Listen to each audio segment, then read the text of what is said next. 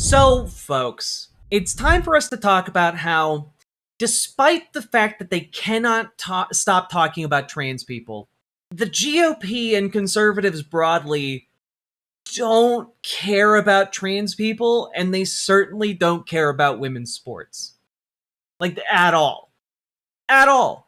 Like, when you take a look at what folks like Ben Shapiro are doing, like, he can't actually talk about women's sports without mocking them, without mocking the athletic ability of people in the WNBA, for example, or talking about how it's simply less good than, real sports. And I do want to say that the whole trans debate now is, I would say, very much hinged on the approval of, frankly, like, middle-aged guys who really don't have much else going for them anymore.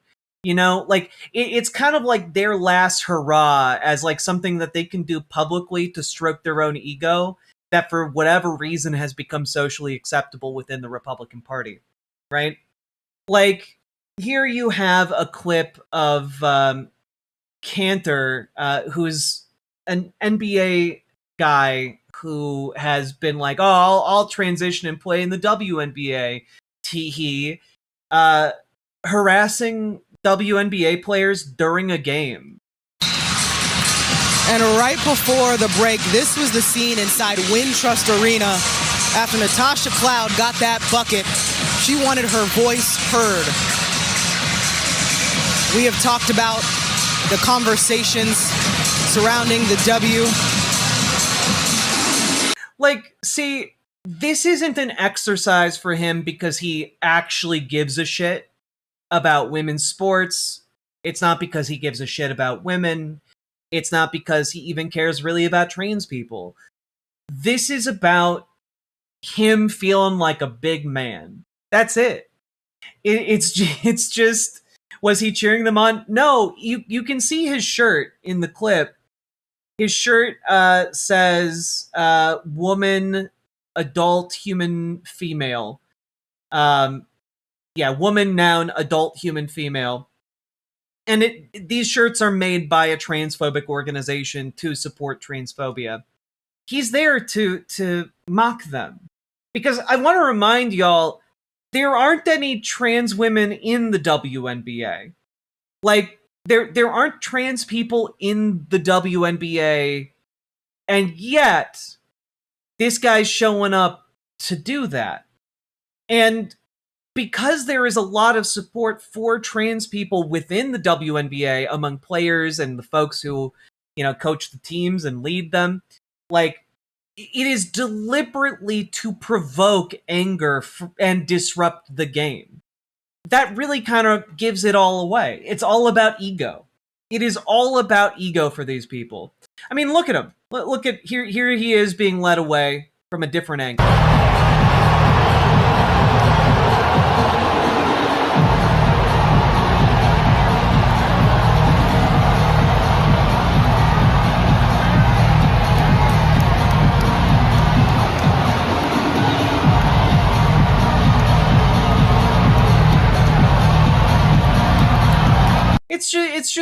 It's all an ego thing. He's there for people to like wave at him and people to see him and then do the rounds in, conservative media and press.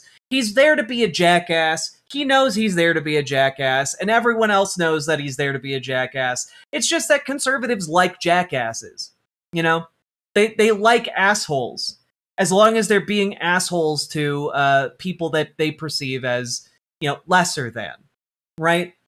And the thing that baffles me is that you have all kinds of situations now where this is bringing out, I think, the true colors of a lot of different folks. For example, I want to talk about this article that I saw. Charles Barkley weighs in on the state of WNBA and transgender athlete debate. Again, want to point out, there aren't any trans women in the WNBA, at least as far as I'm aware. The WNBA is for women, period, and we're not going to discuss it again. And it's like, okay, yeah, it is the WNBA, Sure. But, like, what transgender athlete debate vis-a-vis the WNBA? Now, what really I think bothers me here is this part. People are looking for attention now, Barkley said of Cantor, and others who are looking to capitalize on the politicization, there we go, nailed it, of the league. He has a point, though, because Kathy and Adam haven't said, hey, it's in the title, WNBA. We're not going to have transgender people in the WNBA. We're not going to discuss it again. That's what Adam and Kathy should have done 2 or 3 weeks ago, before they turned it over to the internet and every fool, idiot, and jackass to have an opinion on. Adam should have come out and said, and Kathy, I like both of them a lot, there's no transgender people going to play in the WNBA. If you don't like it, kick rocks. We're not going to discuss it anymore. Ennis is trying to get attention. Listen, if he did all the operations things, no, we're not doing that either. The WNBA is for women, and listen, this is the last time we're going to discuss it. We're not going to turn it over to the fools on the internet. We're not going to turn it over to Congress. The WNBA is for women only, period. We're not going to discuss it again. And, like, I gotta be honest here, that'd be really great if he hadn't, right before saying that. First of all, I always support the gay community. I always support the transgender community. I got nothing but love and respect for gay people and transgender people, but under no circumstances do I think men should play against women. Zero. I'm disappointed in Adam Silver and Kathy Engelbert, the commissioner. To be very clear here, Charles Barkley is calling trans women men. Like, I'm sorry, you can't say that you got nothing but love for the transgender community and then call trans women men. You're not an ally, dude. Like, I'm sorry, but you can't say, like, conservatives have done this for a really long time, which is that they're like, oh, I have nothing but love in my heart for gay people. I just think that it's an abomination before God. Well, that's the thing. Trans women are women. So, like, everything he said after that, like, if he hadn't started it off by saying trans women are men, would have been fine. The WNBA is for women. Period. End of story. Kick rocks. Would be an excellent thing to say if you hadn't just said that trans women were men. This stupid argument, I don't care but piss off. Look, if you don't care, that's fine. But as a trans person, this has been a conversational wedge designed to radicalize people in this country to take away my rights. So I respect that you might not give a shit about any of this, but I'm here to tell you why I give a shit. Because people are using this argument and stuff like this, stunts like this, in order to make it illegal for me to use the bathroom outside of my house. You might not give a shit about this, but it actively impacts my everyday existence. It impacts where I can go, how I can travel, who I can talk to. So forgive me for caring about my humanity being respected and my ability to exist in society. I know you might not give a shit, but I give a shit. If you don't give a shit, you are free to watch literally any other show on the internet. That being said, there are plenty of allies who are like, oh, well, yeah, I love trans people, but when it comes to the sports issue, of course, trans women are men. It's really gross. It's really fucking gross, and I'm sick of it. And it's the same argument here, right? I found this to be singularly pathetic. I quit my 11-year job after the Seattle Times killed my Sophie Cunningham column. Read it here. Now, for those of you who don't know who Sophie Cunningham is, she is the one WNBA player that transphobes know. Because she went on a little bit of a screed about trans people and not supporting trans people and thinking that, like, trans women are men and such. And of course, many conservatives loved that. And so now she's kind of being feted by the, conservative media and in a very friendly way. And so this person here, Matt Calkins, wrote an article for the Seattle Times about Sophie Cunningham.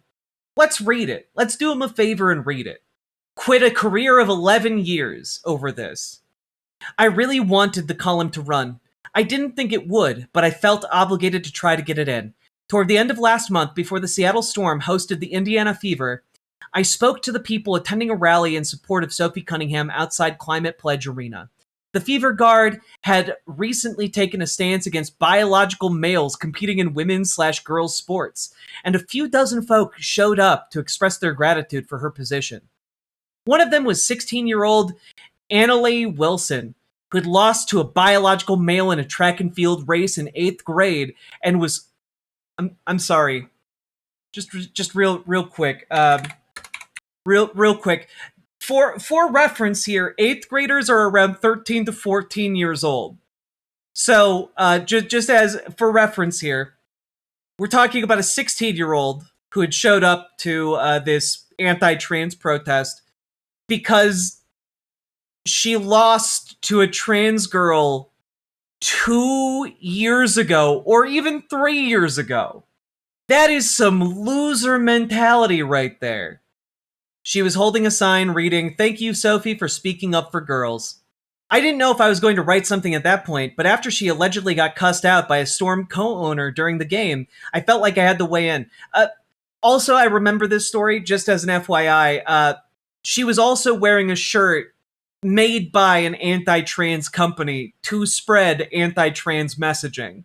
Just for an additional bit of context here. He doesn't look 16 at all. We're talking about a 16-year-old girl. This is the writer of the article. This is not the 16-year-old girl who showed up to protest at the WNBA game. If someone says, but when they say, I support a minority, I just can't do it. Those are the people I start proudly calling myself a T slur, F slur, C slur person to make them uncomfortable w their acts. I mean, the problem with that approach, I think, is that sometimes it doesn't make them uncomfortable. It just makes them feel safe to, like, weaponize those against you. But, like, it's awful. One thing Wilson emphasized to me at the rally was that she wasn't anti-trans. Yeah, she wasn't anti-trans. She was just, you know, supporting an athlete who was vocally anti-trans and also calling trans women men and wants to bar them from participating in sports. I'm not a bigot. I just think their rights should be taken away is like just the most wild thing in the world for me for these people to do, you know? Yeah. Another student athlete named Frances Stoud said she's endured daily verbal abuse after refusing to play against a biological boy in a basketball game, echoed Wilson's sentiment. Like, I'm sorry. This is the same shit that racists pulled during integration. All right? Like, this is like, oh, what, a black girl is gonna play? Well, we can't, I'm sitting out on principle. Like, that, yeah, you can say all you want that you're not bigoted, and yet, here you are. Funny how that works, huh? So that was the thesis of my column, which you can read here or below, that supporting the separation of biological females and males doesn't automatically make you transphobic, so let's stop throwing those labels around. Yeah, it'd be really inconvenient for you to be accurately labeled, wouldn't it? It'd be real fucking inconvenient. It's so fucking frustrating. Racism is a copy of a copy of a copy of a copy of a copy. Like, I'm just so tired. Like, it's everywhere. Everywhere. You get these bigoted crazies coming out of the woodwork, and I can't stress enough, these people do not give a shit about the WNBA.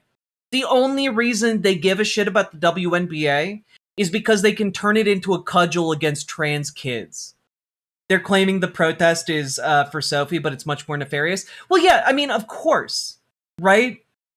Like, and this piece you linked is absolutely on point, right? The campaign to force genital exams on girl athletes. Soon, Washington State could require sex verification tests for those playing in sports in schools. I mean, it is always down to controlling the bodies of women. It is always down to, hey, can we find some people who believe that they've been personally wronged so that like they are willing to Some of these align people against would their own gasp if you interests? said, I am not a bigot, I just think people who use chairs, canes should not have access to bathroom. But you know, what's different there, buddy? I disabled Tran. Like, this guy's just wildin'. Don't call me a bigot, I just don't want them to be able to do the same sports, or use the same bathrooms, or be able to walk down the street without getting assaulted. I sent a draft letter after talking to my editor the morning of Friday, July 31st, telling him there was no rush to run it. He told me later that day that he and others were looking at it, but that it wouldn't be ready for Sunday's paper. Monday night, I got an email saying that his boss was hoping to talk to the top 2 newsroom editors about it on Wednesday. No feedback was given to me. Thursday afternoon, my editor informed me that it wasn't going to run because I didn't tell him I was doing this in advance. I didn't buy this reasoning. If that were the case, the piece would have been killed on the spot, not passed through the hands of multiple editors over several days. My response: to resign on the spot. God. You can read my full column below. Some people saw bigotry. I saw bravery. Look, I can't. Right? Every single one of these guys is like, you shouldn't be calling us transphobes. And then he opens his fucking piece by being like, some people saw bigots. I saw bravery. And like, I'm sorry, how would a racist not say that about like the KKK? You can imagine a racist in like the 1920s being like, where some people saw bigotry, I saw bravery. The South will rise again! Like, it's just like some genuine like bullshit here. Hey Jack, I wanted to ask, and I don't mean to be doom and gloom, didn't Trump's mail-in restriction order pass office? The Supreme Court allowed it to go forward under the first challenge. There is now a new wave of challenges to the legality of that executive order. So I again, while the Supreme Court did allow that to proceed, it's not clear at all that any of it is going to be implemented for the midterms. And I would hazard a guess that it's going to be challenged and stayed yet again by a lower court on different grounds. Because again, you got like democracy docket, you got like I don't know, like 27 states filing a challenge. Like it's gonna be gummed up. They aren't gonna be able to stop it. Getting back on topic, I saw a teenage girl speaking up on an issue that so many adults shy away from. About 90 minutes before the storm played the fever last Tuesday, 16-year-old Annalie Wilson stood at a rally outside Climate Pledge Arena wearing an XXXY athletics shirt. Extra $5 for Trump having troubles doing anything. Lamau, I consider that a fucking W&a-half. Just as an FYI, let me just pull this up here. Wearing totally not bigoted apparel, by the way.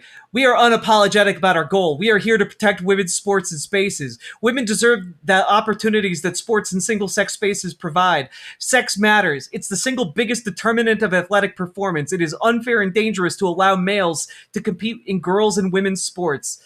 For women to compete safely and fairly, women's sports need to remain female. We will be defending truth and women and girls until that happens. Again, this is a company that explicitly makes bigoted apparel in order to fund anti-trans initiatives across the United States. It's not subtle. Like, it's, I would say, grotesquely unsubtle, actually. Let me just pull this up real quick. Just want to say, also, their shirts are fucking awful. Nashville balls, one love, two balls. And I just have to say, selling that shirt is certainly a choice. Yeah, let's get all of our transphobic women wearing this shirt, talking about how much they love having two balls. Calling them bigots has been made into a point of vice pride for them, but we really need to normalize calling them sex freaks. Nobody thinks or cares about knowing your genitals like they do. Exactly, they are freaks. Like it's why one of the single most devastating political attacks on conservatives was Tim Walz calling them weird. Because they're fucking weird. I'm sorry. Building explicitly a bigoted brand to sell shirts like this is fucking weird. It's weird and very obviously designed with AI. Like, it's just AI bullshit. It's very bizarre. But anyway, like, this guy just unironically talks about how the brand of shirt that they're wearing, like, it isn't an indicator of their ideology. While holding a sign reading, "Thank you, Sophie, for speaking up for girls." It was a nod to Fever Guard Sophie Cunningham, who's recently come out against trans females competing against biological ones. And I do want to point out here, honestly, this guy, like, the Seattle Times dodged a bullet when this guy quit on the spot. Because, again, nobody talks about, like the terminology is transgender women. It's not trans females. That's not the terminology. Like, it's actually kind of baffling how much this fails on so many different levels. But okay. Anyway, there were no slurs hurled, no malice detected outside of the fact that they were there to, spread malice and intolerance. It was just Wilson, an Eastmont High School student in East Wenatchee. I don't know how to say that, I'm sorry. Demonstrating what some have trouble accepting, that agreeing with Cunningham's position does not make you transphobic. Except it does. Now, we haven't talked about this really much, but the science behind trans women participating in women's sports the results are in. And the science supports trans women being able to compete alongside cis women. And this is, again, assuming that a trans women were out there trying out to get into the WNBA, right? I believe this is the piece in the British Journal of Sports Medicine, Body Composition and Physical Fitness in Transgender versus Cisgender Individuals, a systematic review with meta-analysis. Let's take a look. While transgender women exhibited higher lean mass than cisgender women, their physical fitness was comparable. Current evidence is mostly low certainty and has heterogeneous quality, but does not support theories of inherent athletic advantages for transgender women over cisgender women. This is the largest study on this topic to date, incorporating over 50 different studies spanning thousands of different participants in the study. And also, just want to point out there, the reason trans women tend to exhibit a higher lean body mass or higher lean muscle mass is because trans women tend to be taller on average than cisgender women. When you take height into account, there is virtually no difference between trans women who've been on HRT for 1 to 2 years and cisgender women. Why are we here in this conversation? We're here in this conversation because my rights are under threat, and you should give a shit about that. Sarcasm here. No, he's validating those trans women by dehumanizing them from woman to female, just like how cis men do to cis women. If he didn't see trans women as women, he wouldn't do it. Duh. Yeah. Well, all that changed a couple hours later in the arena, where Wilson sat courtside with her "Thank You, Sophie" sign in hand. During the game, Storm co-owner Celeste Keaton walked over to Wilson, allegedly calling her a fucking insane, added, "I hope Jesus can forgive you," and supposedly brought her to tears. This happened after a fan pointed to another Sophie supporter and yelled, "Garbage, take that trash out." The victim complex of bigots being called out for being bigots is just truly unending. It's how all these white nationalists are constantly being like, "Oh, there's just, look at all the discrimination against being white in this country." And like what they point out is like people being largely intolerant of extraordinary racists, Wait, non-binary folks count as trans? Yep. They finished the comment by saying, "Oh, MAGA are the reason," essentially. Yeah, but like, don't ask why we're having the conversation. This is a show entirely about addressing MAGA lunatics. Because unfortunately, the fucking lunatics have taken over the asylum. Like, it's frustrating to be doing this show and, like, getting rhetorical questions like that. Like, yeah, we're doing a show where we talk about MAGA lunatics. Like, they do not give a shit about women's sports. They do not give a shit about girls. Like, in fact, they're trying to pass legislation to, like, do genital inspections. Like, that's how little of a shit they give. Their entire premise here is just power and control and extending their, disgusting hands until they get to do whatever they want to anybody's kids. It's been a Category 5 hurricane since, with Keaton receiving a 5-game suspension, J.K. Rowling and Cunningham showing Wilson support on X, and pundits, just keep in mind, by the way, J.K. Rowling, because we'll circle back around to that, and pundits from every corner of the internet dissecting the scene. I suppose I could make this about the WNBA, and its steady habit of garnering the wrong kind of attention, but I'd rather stick to the issue of who should be allowed to participate in women's sports. This is what Wilson comes to rallies for, not international drama. And I do want to point out, pretty weird to just point out, seemingly out of nowhere, that J.K. Rowling is involved, as if J.K. Rowling is some kind of expert on trans people. I suppose I could make this about... okay, one common counter-argument against her and Cunningham's stance is that biological men in women's sports is rare. So why make a fuss? Okay, but if something is wrong, why should it matter how rare it is? Are opponents saying that if the amount of trans athletes reaches a certain number, then we should address it? To me, this is almost a tacit admission that there is, indeed, something unfair occurring. Now, one thing about this is that, yes, the bigness of an effect on an overall system does matter in terms of creating rules around it. That, yes, the size of an effect does matter given how much we care about it. Like, for example, it'd be pretty weird for the president of the United States to declare nuclear war on another country because he noticed a pimple on the face of another world leader. Like, yeah, that pimple might be a problem, not worth going to nuclear war over, though.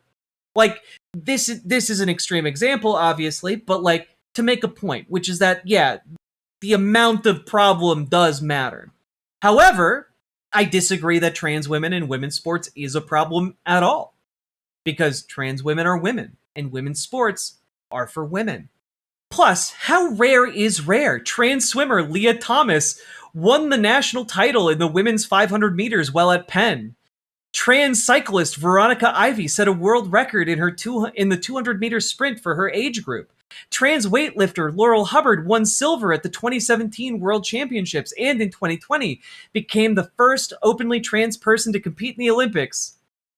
That's 4 people.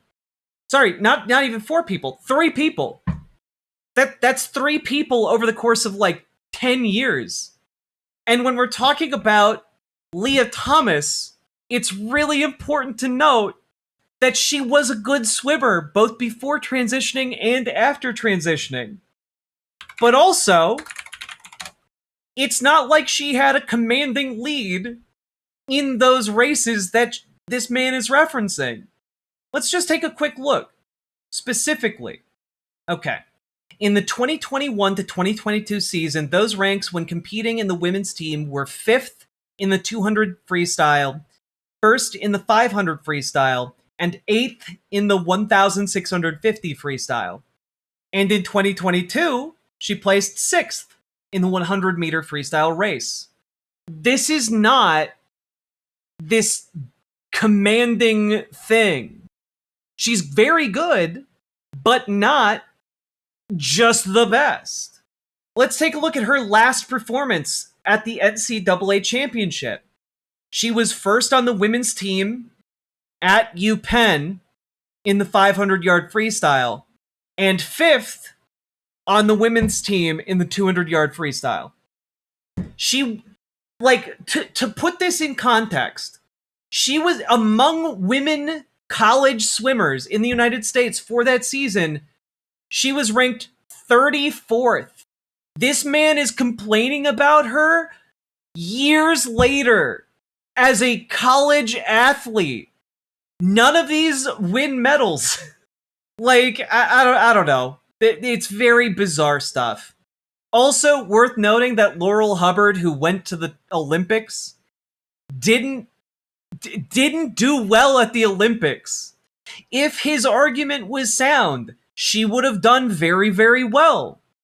Let's just take a real quick Laurel Hubbard results. Let's see. At the Olympics, she did not record any achievement because she did not finish any of her attempts. Not even a commanding lead or performance. Like, very cool, first openly trans woman at the Olympics. But again, if his hypothesis here was correct, that, trans women just have an overwhelming advantage, she didn't even come close to medaling. Like, I just... These people are so full of shit, and their bigoted assumptions never get checked. Here in Washington, trans track athlete Veronica Garcia, representing East Valley High, a high schooler in Spokane Valley, won the 2025 state title in the 400 meters. In Oregon, McDaniel High's Ada Gallagher won the 2025 state title in the 200 meters. In California, Jurupa Valley High's A.B. Hernandez won the 2025 state title in the high jump and triple jump.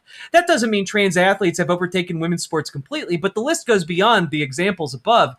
You've listed a handful of children and like three athletes from around the world.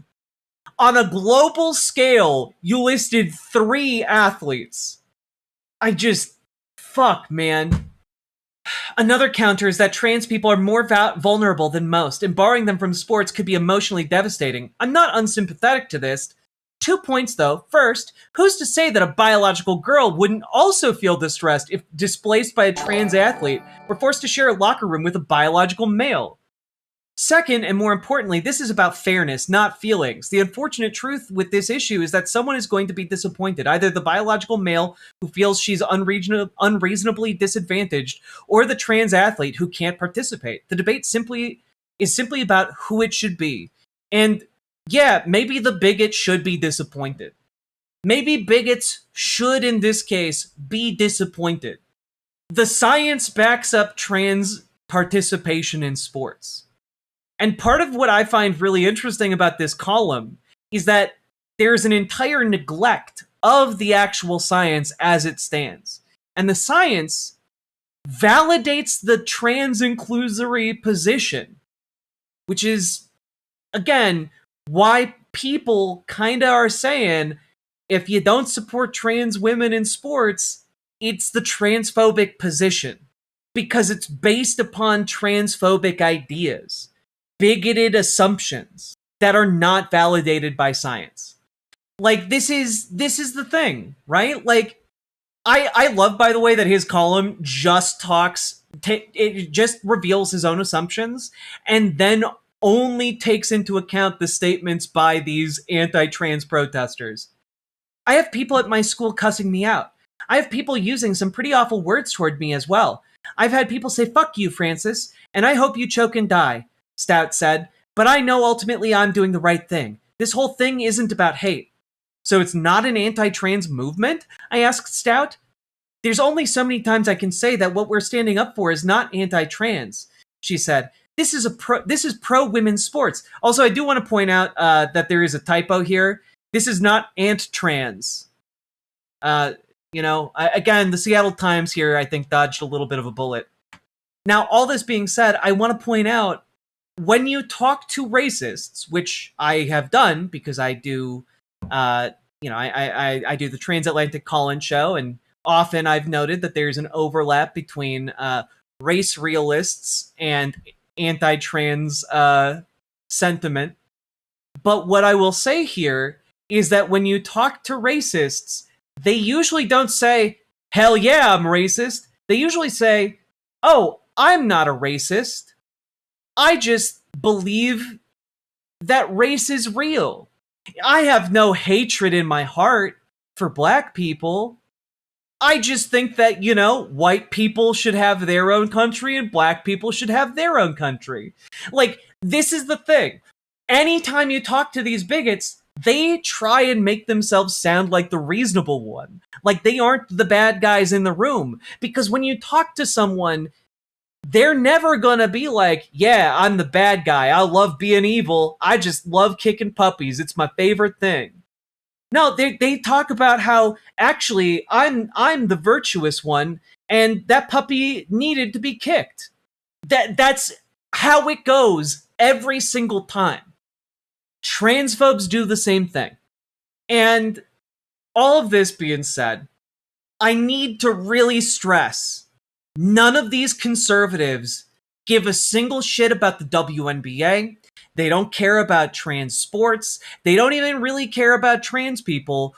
What they do care about is being able to beat up on a population that they view as lesser than. You know, a population that they view as, you know, people who deserve to be put in their place for having the audacity to exist publicly. Let's take a quick look at someone who interviewed these very examples that I'm talking about. Can you name 5 WNBA players for me? I can name Sophie Cunningham and Caitlin Clark. That's all I got. Olivia Miles, Paige Beckers, Brianna Stewart, Jonquel Jones, Sabrina Ionescu. Do you watch the WNBA normally? Yes. Are you going to the game tonight? Yes. Can you name 5 WNBA players? No, I cannot. I'm sorry. Jonquel Jones, Natasha Cloud, Brianna Stewart, Sabrina Ionescu, Satu Sabali. Can you name 5 WNBA players? I sure can. I can. Could you name 5 for me? Sure. Sophie Cunningham. It's always fun when I get Caitlin Clark, Reese, Aja. I'm trying. Excuse me. I said Caitlin Clark. JJ, Brianna Stewart, Ionescu, Olivia Miles, Asia Wilson, Sue Bird. Probably not. No, I could name Sophie Cunningham and Caitlin Clark. That's it. Sure, we're talking about Sabrina Ionescu. We're talking about Teresa Witherspoon. Shout out Sue Wicks. We're talking about Becky Hammond. These are the greats. These are the legends of the Liberty Dynasty. Shout out to Sportico over on TikTok, doing absolutely incredible work. Because, look, I don't watch the WNBA. I know that they're gay, and I like that. That's all I know about it. They're gay and tall, and that's pretty cool. That's all I know, though. I don't know the names of really any of the players. They have all my love and respect, though. What I love about this video is it really hammers home. None of these people who care enough to show up and protest care about the sanctity of the WNBA. They don't care about the sanctity of women's sports. To them, this is just a cudgel to be used against trans people. To them, it is something they can consume. They can buy the products made by these transphobic companies. They can put it on. They can feel important. They can go to these protests about something they know nothing about. Nothing about. That's really kind of what I wanted to get at here. The only reason conservatives care about this is because they know that it is an effective wedge issue. They know that there is a certain contingent of Democrats out there who would otherwise be well-meaning, who, when asked this question, just have this question about trans women and women's sports, just have no schema to fall back on. They have no real idea of what to say. And so some folks on the left get taken aback. They get put on their back foot. And then they start saying like, oh, well, I don't support men and women's sports. And to transphobes, that's a victory. When Charles Barkley talks about trans women being men in women's sports, that's a victory for transphobes because that's something they point to and they go, see, he's known the truth all along. That's it. It allows them to have situations where folks like Amy Acton in Ohio, who's the Democrat running for governor, saying like, yeah, I don't support boys and girls sports. I don't want men playing against my daughters. Like, it normalizes, they know that this issue normalizes their hatred, and they view that as a victory because they want more than anything to weaponize the hatred of trans people so that they can get more and more legislative wins. And I want to really hammer home for the politicians, for the people on the ground, for the folks showing up at these protests, it's a bit of a power trip for them because it makes them feel important, makes them feel like they're doing something, and has like a tangible effect that they can like see, like, look at all these libs were mean to me for speaking the truth. But what the politicians like is that all of this kerfuffle on the ground means that they don't have to do anything. Means that they don't really have to do much as a politician. All they got to do is point at that smoke screen and be like, yeah, we'll make trans people illegal.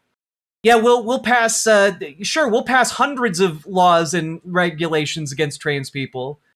Look at how much we got done while I was in office last time. Re-elect me and we'll get even more done. And they get to do all of that. They get to look like they're busy while stealing your taxpayer dollars and giving them to the wealthiest people to ever exist, their donors. It is all a fucking smokescreen. It is all a goddamn con. They don't care about the science. They don't care about any of it. They just care about the utility of weaponizing the WNBA or women's sports in general to beat up on trans people because we are a useful scapegoat to them. And to really hammer this point home, by the way, Wired had an excellent article earlier today. There are no trans women in the WNBA, so right-wingers are making some up. And if your initial reaction to that is, what do you mean making them up? Do you mean that they're transvestigating every WNBA player? Yes, that's exactly what's happening right now. Because this isn't a movement about protecting women's sports. It's a goddamn witch hunt. It is designed to be maximizing the culture war. It is designed to be inflammatory. What they are doing is saying all of these tall women in the WNBA are trans. I wish we had this when I was here. Boy, we would have blew the roof off this thing. But at national championship up there at Denver, that's what's standing out to me, 40-0 right now. Wish we had. Right? So, who posts this? Oh, it's our old friend, Dr. Cindy Watson, somebody who continuously posts lies on the internet. Look, I'm not trying to do a conspiracy here, but maybe the reason the WNBA refuses to define woman and definitively say that men can't play in the league is because there is already a man in the league. Anyway, here's an unrelated video of WNBA player Brittany Griner. Yeah, so basically, they're all just looking at videos of WNBA players and saying they're actually the WNBA is the trans league. All of them are trans. Because ultimately, it's never about protecting women. It's never about protecting women and girls. It is about controlling women's bodies. It is about, well, how can we really know that women are in the WNBA unless we inspect them?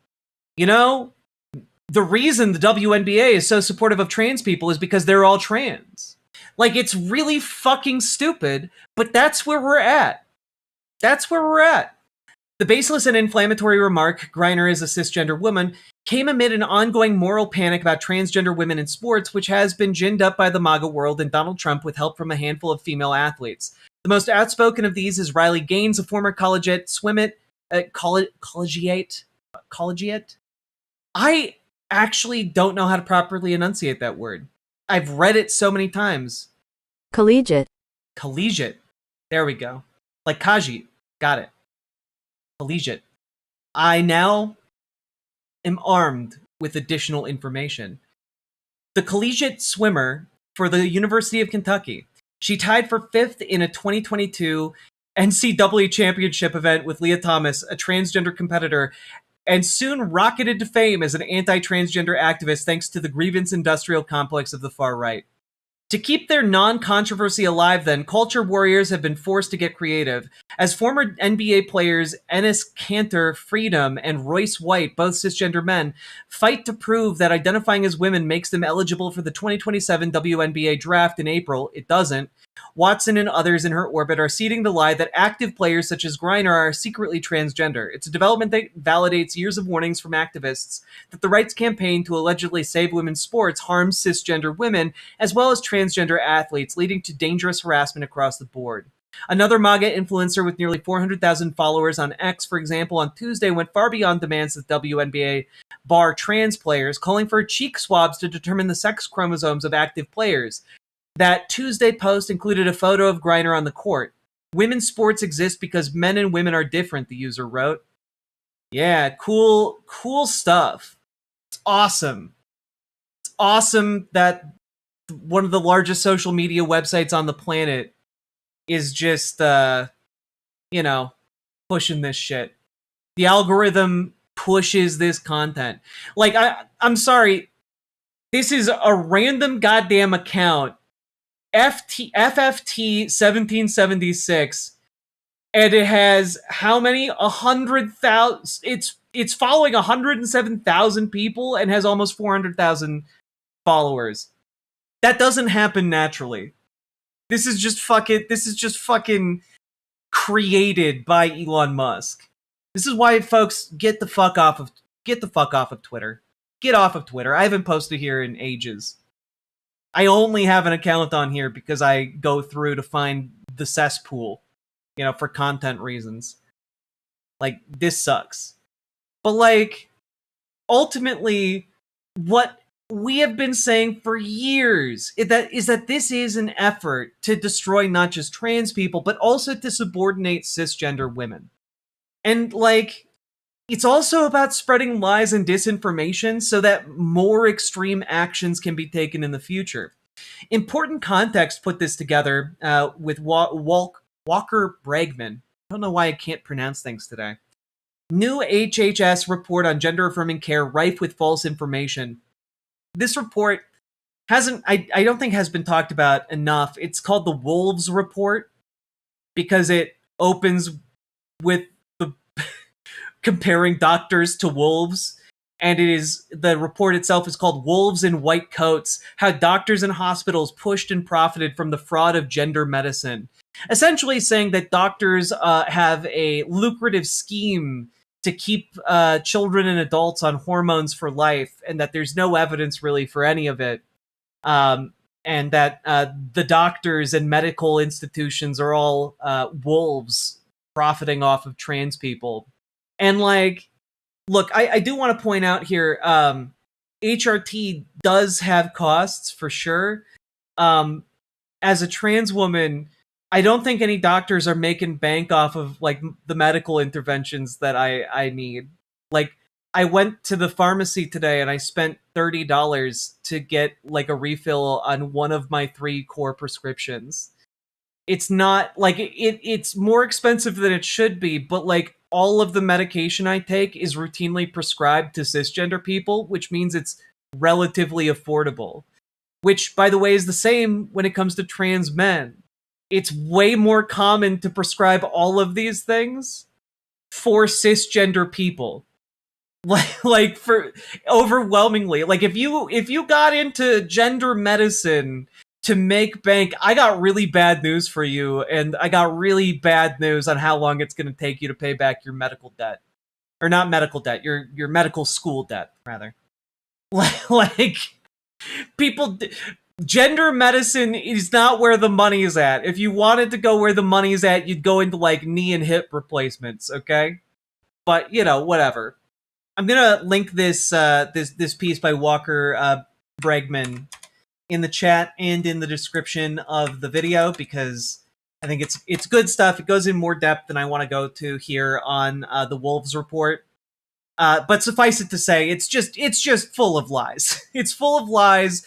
It's a report that purports to be about real medicine, but it calls gender-affirming surgeries transmutilization. So, like, it's just really, it's just political dreck. I want to hammer home again, this is about harming not just trans women, but all women. And it's also about finding new ways to attack LGBTQ people more broadly. And to make an example of this, here is the Heartland Signal was able to record the appearance of U.S. Representative Marlin Stutzman, who is a Republican from Indiana, on the Jenna Ellis show. And, well, let's just hear what he has to say about the WNBA and trans women. I was watching Jason Whitlock. He's a former NBA basketball player and a really, great Christian guy who's got a podcast. But, one of his comments was that his take is that the WNBA is not pro-transgender men playing in their league. They are pro-women living a male lifestyle. And he goes on to show, like Brittany Griner in an interview was asked by in the interview about being a grandparent, and mentioned that she wants to be called Pops. She, of course, is a lesbian, and there's quite a few lesbians in the WNBA. And if you watch some of them, it's like these women would rather play the role of men. And I think that's the conflict that's really going on inside the WNBA that Jason Whitlock points out, that they don't want Ennis Freedom to come in and play basketball with them. They don't want Bryce White to come in and play basketball with them. They want to protect the lesbian structure that's inside the WNBA with a male, quote unquote, female relationship that are two women. And after he mentioned that, I think that's really insightful because this has gone on way too far. The WNBA, like Charles Barkley said yesterday, former WNBA Hall of Famer. Great job, Charles Barkley. Just wait you have all that love and respect for trans people, and you went to arming this chuckle fuck who is openly spreading anti-trans and anti-LGBTQ bullshit on from his position in Congress. Good job, Charles Barkley. Such a great ally to the LGBTQ community. Said that the WNBA should nip this in the bud and put this to rest, that this is an easy, simple decision to make, but yet they drag it out because they're trying not to offend, I believe, some of their players who... Wait, wait a minute. Did he say that Charles Barkley was in the WNBA? WNBA Hall of Famer said that the WNBA should nip this Hall of Famer. Like Charles Barkley said yesterday, former WNBA Hall of Famer. See what I mean? Good, excellent catch, Karen Ale. These people do not give a shit. These people do not give a shit about sports or any of it, as long as they can be, like, using that as a cudgel. Also, there's no NBA or WNBA Hall of Fame. Whoopsie. Oh. Oh. Exia, thank you for being here, because I know nothing of... I admit happily to knowing nothing about basketball. I don't know anything about it. But, like, wow. Said that the WNBA should nip this in the bud and put this to rest, that this is an easy, simple decision to make, but yet they drag it out because they're trying not to offend, I believe, some of their players who we all know are women, but trying to live a male lifestyle, apparently. Yeah, so what he's talking about, when he says women trying to live a male lifestyle, he's talking about lesbians. What he's talking about here is that the real problem with the WNBA is that they are trying to protect a lesbian culture that allows women to live as men. So really, is it no surprise that there's a support for trans people?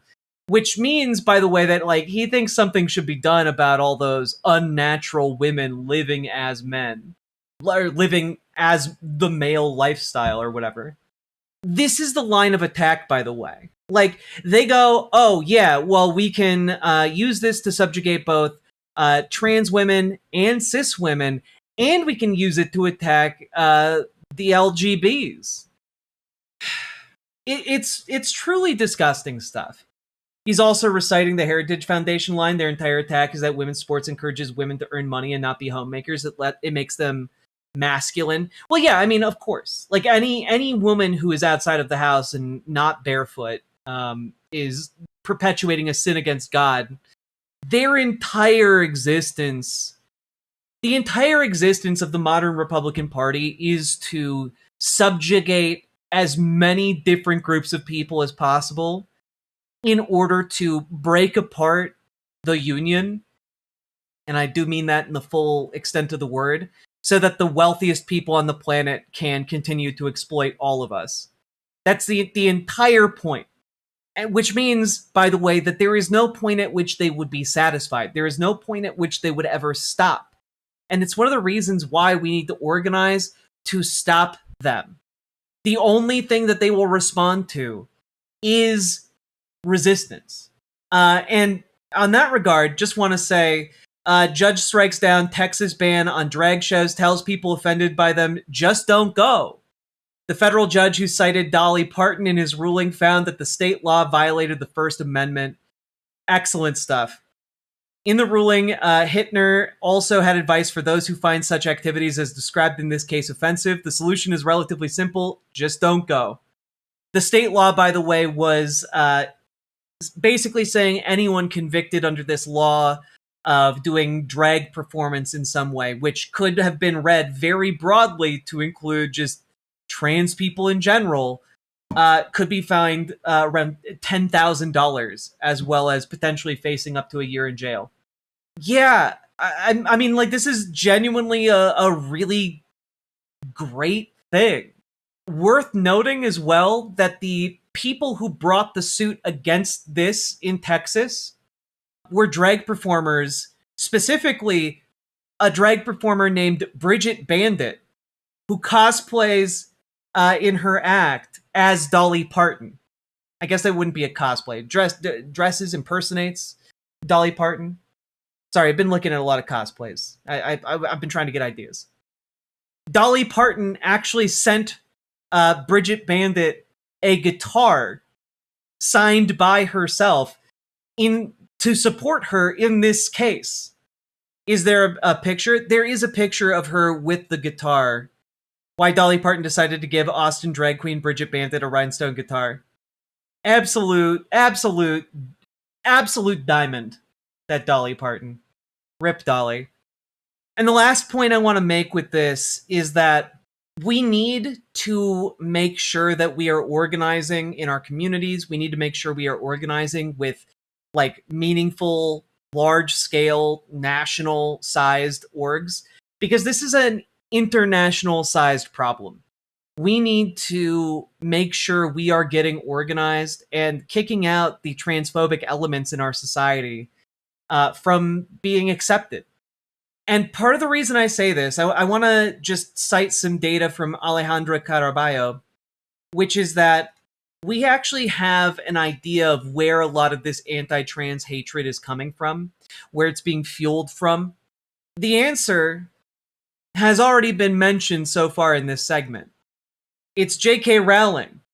J.K. Rowling is the single most important nexus for all anti-trans discourse in the mainstream across Twitter. She is funding she's funding an obscene amount of it with that Harry Potter money. She is engaged in all manner of heinous bullshit in order to push forward her anti-trans agenda. We must be organized because the wealthiest people on the planet will not willingly give up their number one scapegoat of the moment, which is trans people. We have to organize because the only way we can counter that amount of money, that amount of resources all congealed in one place, is to organize. So we need to do that. We need join your local Dems, join your local DSA, get involved today, because we need to build up the kind of network that cannot be bought by the likes of J.K. Rowling. She's got money, we got people. Elon Musk might be tuning the algorithm to push her content. He's got a lot of money too. We need more people. We need more and more people. So join your local Dems, join your local DSA, and folks, if you need any help doing that, we can help you. Join our Discord. Reach out to Gamergy for help joining DSA. Reach out to Dragonfly for help joining your local Dems. We've got two incredible folks in our community who have years and years of organizing experience between them in their respective organizations. They want to put that expertise at your disposal. So join those orgs and get shit done. It's not enough to find some fringe org and just sit and do some virtue signaling like circle jerking. That doesn't cut it anymore. We need actual tangible action, actual influencing action. We need to actually get this shit done. Because more than anything, we need to build the kind of movement capable of grinding this level of billionaire influence, this level of organized bigotry and hatred into the fucking dustbin of history. We must grind down the forces and apparatuses they have constructed to oppress us. So join your local Dems, join your local DSA, because together we can make those vehicles work for us. All of that being said, if you got anything out of this, hit the like button, hit the subscribe button, leave a comment. Comments really help in the algorithm. Share the video around, and forgive me for all of my stumbling over words and occasional mispronunciations. I do apologize for that. And last but not least, check out ImogeneOlivia.com, gender euphoric lingerie designed from the ground up for trans femmes, tested with cis men, cis women, non-binary folks, trans men. It is comfortable, sexy, non-tucking lingerie. I'm wearing it right now. It's my go-to set. It is genuinely great. And, the world is full of bigotry pushed by some of the most powerful people around. And, your underwear should at the very least be comfortable and made for, bodies that don't necessarily conform to cisgender standards. So go check out ImogeneOlivia.com, link down in the description, and let's keep on going.